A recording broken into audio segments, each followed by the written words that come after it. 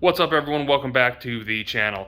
In today's episode, we have a brand new project for you, and that project is... Stand up!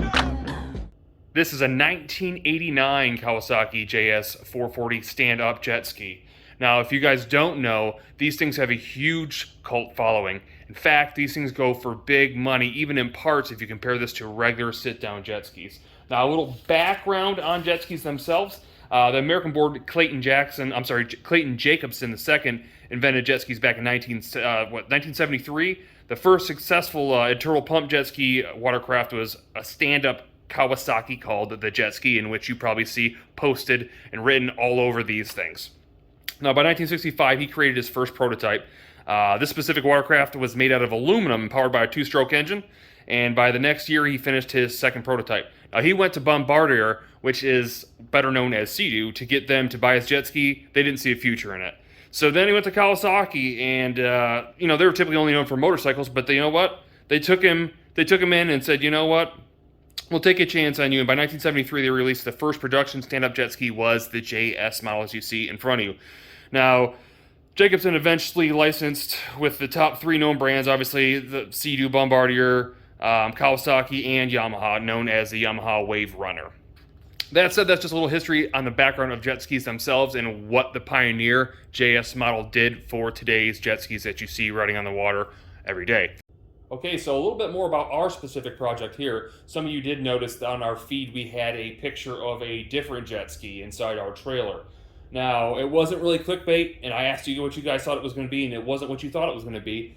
That is an old, I think it's a 1994 Kawasaki TS650 tandem jet ski, a sit-down one, that's actually donated to us. It has what I hope to be a good drivetrain, and that drivetrain is actually going to be going into the ski. Now, this ski is getting completely done. We're doing everything we can think of on this. We are doing some pump work. We are upgrading the engine. We are completely changing the body. We're changing the color. We're changing the turf. We're changing performance parts on it. So there's a lot that's going to be done on this.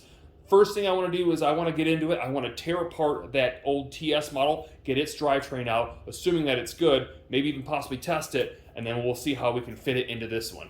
That said, let's move forward and get into this thing. Alright guys, so moving forward, I am not going to show you the disassembly of this unit. I'm going to go ahead and take everything out of this thing. You guys don't need to see how to remove all this junk. But what I do want to do is, I don't know anything about this engine, so I want to go ahead and test the engine real quick for compression to make sure it turns over, to assume that the engine's good before we go do our swap.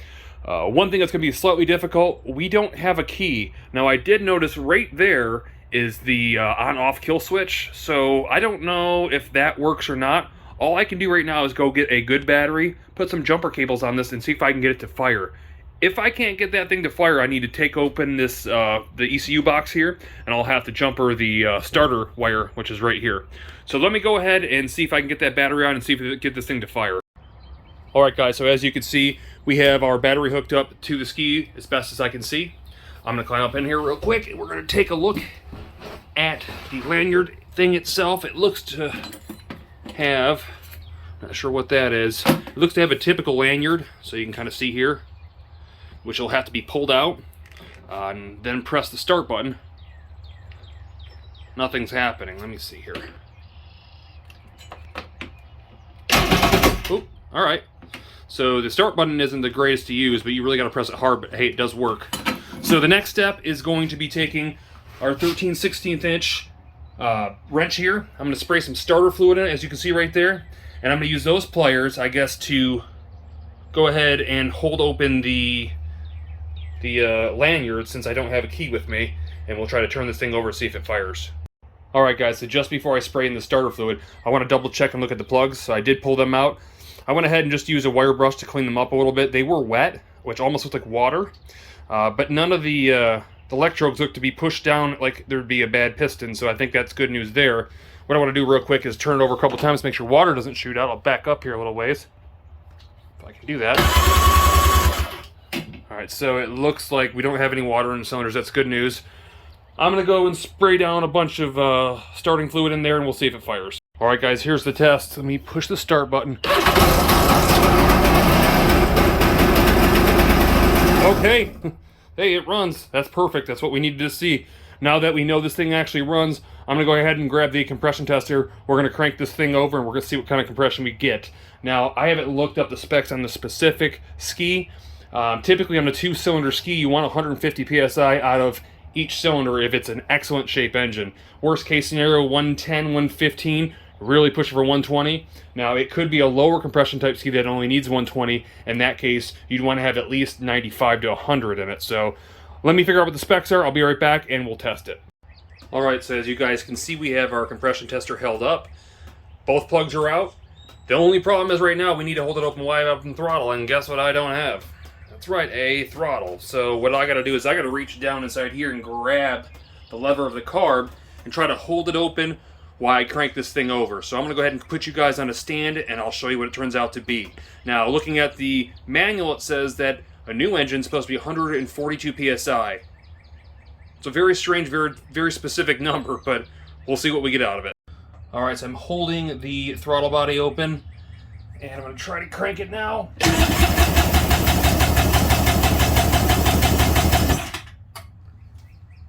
Check that out. 150, better than new. Screw you, Kawasaki! Just kidding. Anyhow, cylinder number 1 is perfect. On to cylinder number 2. All right, cylinder number 2 and go.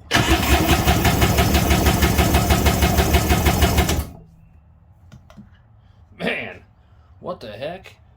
That thing's reading like 160. Again, this is not a warm engine, but typically on a warm engine, where everything heats up, it gets even better compression. So I don't know if work's been done to this thing before. You can kind of take a look at it here. Again, we started with cylinder number 1, as you see, and then number 2.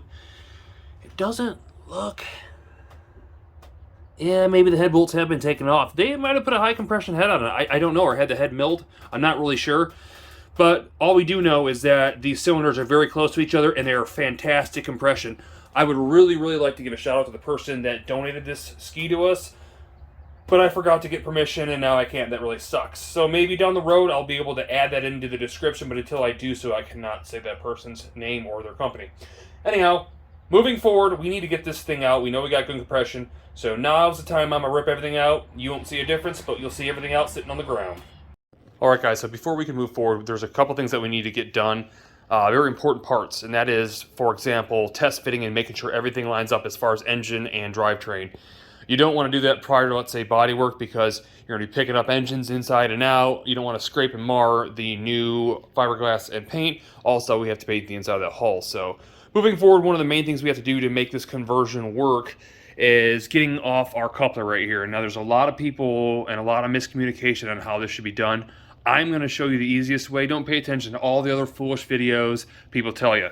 Now, for those of you that have done this stuff before, you've heard the rope trick, this is exactly what I'm going to show you. So first thing you do, you want to take like a screwdriver, for example, like this. We need to get this piston to, I guess it would be bottom dead center, or not top, opposite of top dead center, I guess, whatever that would be. And all you're going to do is you're going to do that. You're going to turn it until you see, being careful, this thing is as far down as it'll go. Go ahead, pull that out. Find yourself a piece of rope, much like this one right here, that'll fit into this hole. It's got to be a tight fit. If it can be, it's great. We're kind of trying to get that into the exhaust port, but if not, just stuffing enough of this down into it will be enough to where that piston can't continue to go up, and it's kind of like locking up your motor when you don't have control of the other side of the crank. So it's down in there now. What you're going to do is you're going to turn this counterclockwise until it gets hard like that. Now, what I like to do, it's going to be hard without having a thing in my hand, or having a camera in my hand. I like to stick a breaker bar just like so in there. I'm going to press my foot against the top here. I'm going to go ahead and push down like that. And that's all you got to do to get that thing out. It's not that bad. You might have to put a little more muscle than I did, but everybody always argues, oh, this is the hardest thing. It is not. You don't need no special tools, no nothing. That is all you have to do. And then all you got to do is pull your rope back out. You might have to turn the crank just a hair. Comes right back out and we're done. So now that that's done, let's go ahead and move forward. All right, so to give you a little more in-depth background as to why you have to take off your original coupler, or why you might want to take off the original coupler, a lot of the conversion kits that you're going to buy, or at least I should say the engine mounting conversion kits that you're going to buy to put a 650 or 750 engine in one of these skis, required to use the original 550 coupler. Now, the 550 coupler, unfortunately, comparing to the 650, is of different size. I believe the size is like a M20 by 1.5 or something or another, the threading. It's actually larger on the 650 than it is the 550, so it actually has to be drilled out and tapped. Now, I'm going to show you how to do that, and I'm going to put a link in the description below for the products that I use to do that. However, I think we might be sticking with original 650 because I ordered a great engine bracket adapter kit from R. Haas, which is actually a Robin Haas, I believe is his name. He's a great person, very informative, good at what he does, and has excellent products. But the benefit of his product compared to others, it allows you to either use the 650 or the 550 coupler. Now, this is up to you guys. There's really no real big difference. The only benefit I could see is because the exhaust is going to be tight coming where the stinger comes around. By moving it back that extra ½ inch with the original 650 coupler, it allows me to get just a hair more room with the exhaust. So I think we're actually going to go that way. However, right now I've already put on the 550, but I am going to show you guys how to drill and tap and put on the 550 version just because you guys might be doing things differently. So let's go ahead and move forward. I'll show you how that's done. Alright, so moving forward, like I said, we have to drill and tap this thing out. You'll see right here, this is our drill bit. That's the 18.5 millimeter I shared with you. And here is our M20 by 1.5 tap that we'll be using. So what I'm going to do is, you can kind of see my concoction here. It's actually a drill press from local HFT, but it was only a 3/8 inch drill head. So I had an adapter to go to ½ inch. And now we're down to the bit that we need. Basically, I'll be setting this down here while running some WD-40 on it as I slowly dig into it. Hopefully, this thing is straight. I've used it before and I've not had problems. Hopefully, I'll get it perfectly straight because otherwise that thing will be wobbling if we don't get it tapped and drilled straight. So I'm going to go ahead and drill it real quick. I will show you what that looks like.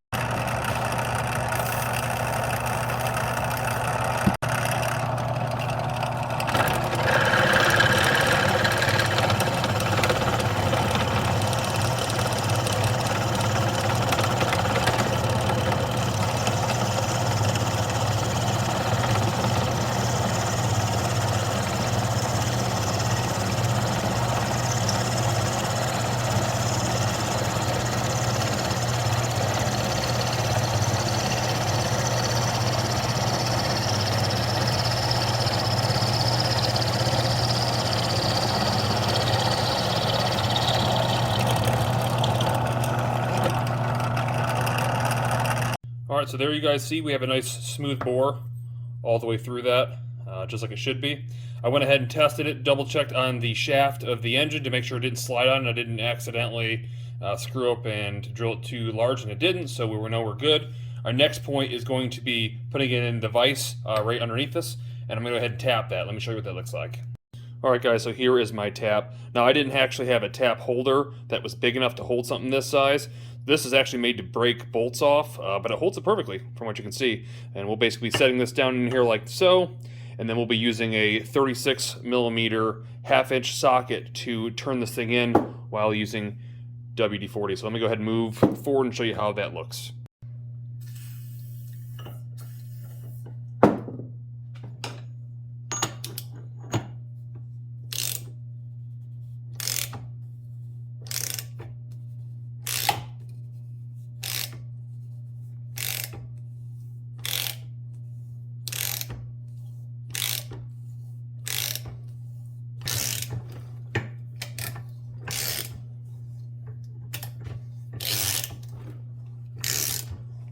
Alright, so there you guys have it. It's perfectly tapped. It came out absolutely fantastic. It was so easy with that big of a socket. It takes no effort. You'll notice I kept on randomly spraying WD-40 and I'd go back and forth and back and forth. And the threads look absolutely perfect. So right now we're going to go ahead and we're going to try to test fit it on the engine real quick. Alright guys, I'm going to go ahead and spin this on here. What we're looking for is to not have wobble. I don't know if you can see that. It does have wobble. And I know this because I've already just tried this, not recording. Now, this could be a couple different reasons. I thought maybe I drilled it at an angle. And here's what I did. I went ahead and took our mic and mic'd all these edges all the way around just to find that they were exactly the same as well as the tops all the way around to make sure they're all the same. So that means I drilled a dead center, but this thing was already bent probably from when it was taken off or when it was ran before, I don't know. So I'm going to try to completely crank it down on here to see if it straightens out, and then I'll measure distance from something next to it to make sure it's not bending. If it's still bending, I'm going to have to order another one, because like I said, this is probably bad right out of the gate. So I know I leveled everything before I actually drilled it, so I know it was level and everything's showing to be exactly true. So odds are this thing's been hit before or bent, or maybe the motor was dropped and it was taken off. I don't really know. But I'm going to see if I can get this thing put on and straightened out, and if I can't, we'll order another one. All right, so here's what we're going to do. I got it cranked down now. I went ahead and put this in there just like so, and got it as tight as I can get it so there's no play back and forth. Use this lock right here to lock that down. I'm going to go ahead and I'm going to keep spinning this thing to see if I come up with any tight spots or any play. So far, so good. Oh, yeah, see that right there? That's telling me there's a little bit of, but not a whole lot. It did straighten out a bit. But there's a little bit of play on that side. Still a hair of play. And back down to pretty much nothing, almost nothing. That's not much though. It might be okay once we crank this down even more. I'm not seeing all the play, so all I can really do is take the starter and spin this thing at the same time, maybe with something along the edges of here to see if it's moving or not. If it's not, we're good. If it is, well, like I said, there's going to be too much wobble for that to connect to that, and you end up with problems down the road, especially from what I read if you're using a 440 pump, because they need to be like perfectly aligned. So let me go ahead and do that. I'll let you know what happened. Alright, so I don't necessarily like the wobble that it has. I know it's a lot better than it was initially before I tightened it down, but I still don't like it. So I think what I'm probably going to do, I'm going to use my, whatever this thing's called, my mic, or whatever they call them. I'm going to measure the distance right here to here, and as I turn it, wherever it's bent out or in, I'm going to go ahead and mark it with a marker. I'm going to try to bend it back. I don't assume I'm going to be successful at it, but I'll give it a couple whacks, and if I can straighten it out, great. If I can't, then who cares? Alright guys, so I'm surprised to say it actually kind of worked, with the help of a crush washer as well, or not a crush washer, just a basic washer. Watch how less of a wobble we have compared to what we had. Actually worked pretty good. I think that's actually acceptable. Nonetheless, I'll still try to use the original 650 if we can, but we'll see how that pans out. Alright, so one of the things we also need to do is service our pump. Now, I can tell you with this pump, if you look at it and listen, the pump, or the impeller, is actually bottoming out on the inside of the pump, or what would be the wear ring, I guess. I don't think these have actual wear rings, but it's just steel on steel, or steel on aluminum. Nonetheless, I know it's not lined up right, and I know that you can shim these things. I think I've read, because this is a 440 and the impeller is stuck to the shaft, or the actual drive shaft, that you can shim both this thing and the pump. I don't know about that, so I think what we're going to do, I've already went ahead and loosened these bolts to no availability of loosening things up. So I think what I'm going to do right now is I'm going to go ahead and pull out that pump. Now to pull out the pump, it's pretty simple. Coming from back here, you got 4 bolts that you can see kind of there on each side. Disconnect that. We also have to disconnect our steering column there, our shaft, whatever the thing's called. And then there's some Allen head bolts, if you can see them, if it'll focus, up there. We got, I believe, 4 of those to take out, and this thing should pull out. So let me see if I can get those out. All right, so I just pulled those bolts out, and then we should be able to just pull that out like so. There's our impeller. You can already see, if I can get to it, chip on the tooth there, a little bit here. We're going to repair that if we keep this pump, so that won't be a problem. But you see I'm spinning this now, and it's spinning nice and free and easy. That tells us that the problem actually was with our pump itself. So let's go ahead, take a look at this thing. Yeah, so you can kind of see right there, make it worse. You can kind of see where it's been rubbing. Actually, it's still smooth though, fortunately. It's not damaged. So that's good news. So again, I think that's just going to take some shimming on the pump to figure out what it is.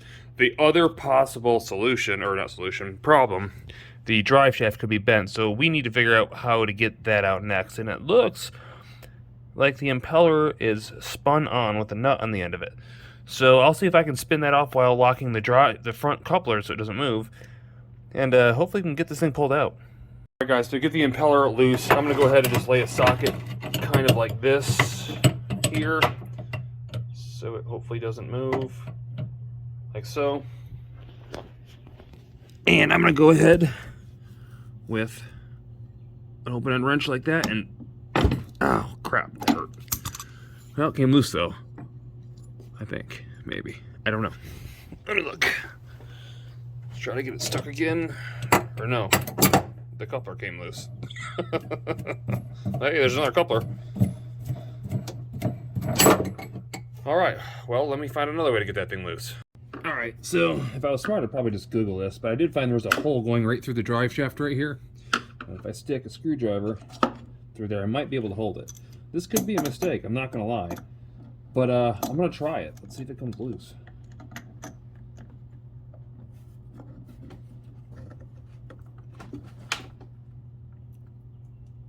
Nope, definitely not come loose.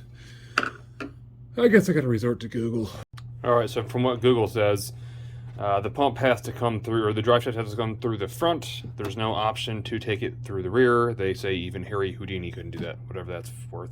Anyhow, I am going to remove these 3 bolts. They all said something about a brass fitting / seal. I guess that'll probably come out with it because it's probably in there somewhere. So I guess I'm going to take out those bolts and the rest of those, and well, we'll see if this thing pulls out. Alright, so I don't know what they're talking about, a brass fitting, because that's definitely ball bearings that I can see all the way through there. And then I started thinking, you know what? I wasn't using my brain. I kind of got to use my brain. And I look at this part right here, and I'm like, well, even if I take that off, that impeller's not coming through that hole. So that impeller still has to come off the drive shaft if the drive shaft has to come out this way. So I need to look back at Google again. All right, so after consulting Google again, Google has told me that I was already doing it right, and they said I need to use multiple of these, and one of those, and a hammer, and some heat, and some other things. So I'm not going to have you guys sitting here laughing at me try to get this stupid thing off. I'm going to do it and embarrass myself. Not on camera. Alright, a touch of common sense, and I realized there's nothing in the ski. Why am I fighting with this thing from underneath it? So I turn it outside, put on that, and then guess what? Yep, it's coming off. So let me pull that off. I need to inspect that, comparing it to the actual pump itself. It does look fairly thick. I don't know if that's normal or not, so I got to check out some pictures. And if I keep this one again, I'll weld and fix this. And I probably won't. So yeah, so let's go ahead and move forward. All right, guys. So if you look down there, it is pretty tight clearance around there, so it's really not bad. It's got very minimal amount of play. I'd say that impeller is really still a good fit for the actual pump itself. One of the downsides, though, like you've already saw, is we got 2 chips out of it. One there, and a smaller one right here. Now that'll actually create cavitation, or basically, for other words, the water won't like when it's passing through this. You're going to get problems with your torque and taking off, and you're going to lose some high-end performance. Now, the downside to this, I realized that this prop is aluminum. It is not steel. I was hoping it was stainless steel because it's easy to weld and grind down and fix. I don't have an aluminum welder, so one other option, if I was to keep this, because it's not on the outside, you could use JB Weld, harden that, and flatten it down. It would work, and it probably would be fine as long as you weren't sucking up like really heavy-duty rock chips, and you'd probably be all right. But I don't know what I'm going to do yet. I need to do some research and figure out what the right setup is. Do I want the 550 setup over the 440, or what I want to use? And they also say to use like a 19 pitch. I don't know what this is. It looks like it's factory, so I'll do a little bit of research. I'll be back, and I'll let you know what we decide. All right, guys, so as far as the jet pump, we did a little research to figure out what was the best. From all the research I gathered, a lot of people say that the 550 version of the pump was better because the drive shaft isn't connected to the pump. It's separated, so it has more room for travel, I guess. But on the other side of that, the 440 pump is the better performer. Apparently, it could flow more water. The downside of the 440, however, though, is because the way the drive shaft is connected to the actual impeller itself has a chance to, well, you could have damage because you don't want your engine to be able to move that drive shaft when it's in the pump itself. Now, when you start going to bigger engines like the 650, like we're doing, there's a good chance that can happen. So what people have done in the past to resolve that would be doing a brace kit that goes around the bulkhead back where you see the coupler connects to the drive shaft in the back, and then 2 bolts actually go down into the hull on a metal plate. The downside, people say that you got to drill 2 holes from the bottom, and a lot of people say that those rip through the hull. They're not very good. But since we're going to be doing some fiberglass work on the body, I'm not going to get into that yet. I think that we can reinforce the bulkhead itself with our own design and make this thing work. And the second reason I'm doing that is because this pump is actually a really, really clean pump. I don't want to get rid of it. I think that it's really a good option to use. So what we're going to do today, I went ahead and mixed up some JB Weld like I talked about before. I know that sounds a little bit crazy, JB Weld. Actually works really, really well. I've done this before. I typically like to weld stainless steel props. However, again, as I shared with you already, this is an aluminum one, so that won't work. I don't have an aluminum welder. But this stuff is really, really, really strong. Unless you're like sucking up like gravel out of the bottom of like a creek or something, and that's not likely. So if for some reason it doesn't work, it's easy to pull out and have it replaced. But as of right now, I don't see any good pitched propellers on eBay for sale. So what I've done, I've let this sit up for a minute here. I wanted to get a little bit thicker, and what we're going to be doing is we're going to be repairing a lot of the crap that you see that comes inside the OEM pumps like that there. That's got to go. Obviously, I shared you through the little chip that you can kind of see, if I can show you, right there. There's another one hiding right there. So not terrible, but first I'm going to go ahead and fill in that small area where it looks like it's corrosion, but it actually just came like that way. I'm going to get it as smooth as I can with my finger, because we're going to go back and sand off everything that is not filled in. But we got to make sure that we have enough to keep it filled in. So a little bit more, you can kind of see that there. That ought to be good right there. As far as the lips right here, I'm just going to take a chunk like so, and I'm going to, if you can see this here, I'm going to roll my finger over it just like so. I want to make sure that it's got a good amount on both sides, as you can see there, and it does. So we are good there. Maybe let me make sure for sure. When it starts to dry, I'll be able to move it just a little bit as well to kind of manipulate it. Here's our other one here. Slide that on there just like so. And again, we're going to be sanding this off and smoothing it out, so it doesn't matter if you put extra. It's just like body work. The more you put, the more work you got in the end. But you know, it is what it is. So I think that's potentially pretty good right there. It's pretty well caked on. It's thick on both sides, and it's over what we need. So that ought to do it. I'm gonna let that dry. Once that's dry, we'll come back, we'll sand it down, we'll show you what it looks like.